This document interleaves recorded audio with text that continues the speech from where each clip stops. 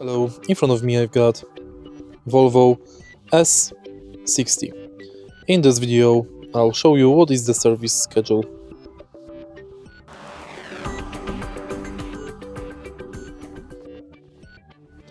Official intervals vary by year market, but typical manufacturer recommendation is around 10,000 miles, 16,000 kilometers or 1 year for oil on many S60 models.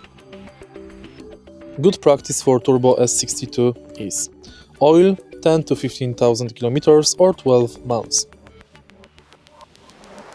30,000 miles, 48,000 kilometers oil again, plus air and fuel filters. 60 to 75,000 miles, brake fluid, transmission fluid, coolant check, replace. Around 90,000 miles, spark plugs, belts, hoses, full inspection. Always check the exact schedule for your model, year and engine in the handbook or dealer system. If you find this video helpful, please leave like, comment and subscribe.